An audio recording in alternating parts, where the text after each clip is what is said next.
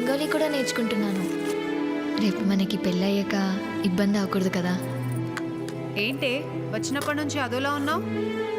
నిన్నే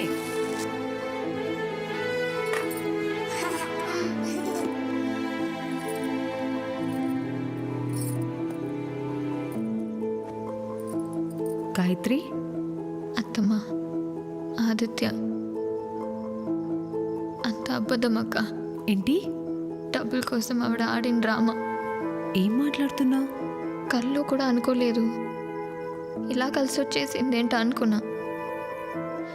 అబద్ధం ఉన్నంత అందంగా నిజం ఎందుకు ఉండదక్క? పోలీస్ కంప్లైంట్ ఏమైనా ఇద్దామా? వద్దక్క, ఆవిడ అలాంటిదే అయి ఉండొచ్చు. ఆదిత్య అలాంటోడు కాదు. నిజంగా తను డబ్బు మనిషి అయి ఉంటే నేను ఇవ్వగానే తీసుకునేవాడు. వద్దన్నాడంటే తను మంచోడేగా.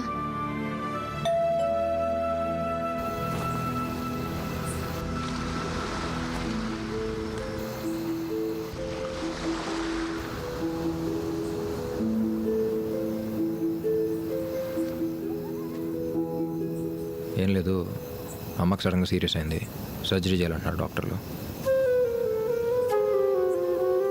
డబ్బులన్నీ ఎఫ్డీలో బ్లాక్ అయిపోయి ఉన్నాయి. ఇప్పటికిప్పుడంటే కష్టం అంటున్నారు. నీ దగ్గర ఉన్న లక్ష అడ్జస్ట్ చేస్తే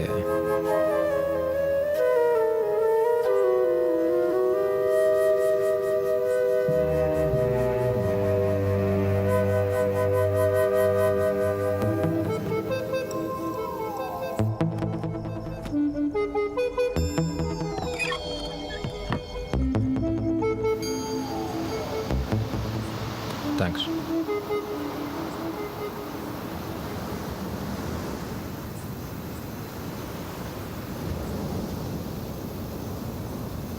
ఓ 2 రోజులు ఇచ్చేస్తా. మీ నాన్నగారితో మాట. లేరు, నైట్ షిఫ్ట్. అయినా ఎవరికి చెప్పనక్కర్లేదు. ఇది నా డబ్బు. నా పెళ్ళి కోసం ఎన్నో ఇష్టాలని వద్దనుకుంటే ఎన్నో ఆశల్ని ఊహించుకునేలా చేసిన డబ్బు. ఇది నాది. ఎవరికి సమాధానం చెప్పాల్సిన అవసరం లేదు. ఉంటా. ఆదిత్య, కనీసం నా పేరైనా తెలుసా మీకు?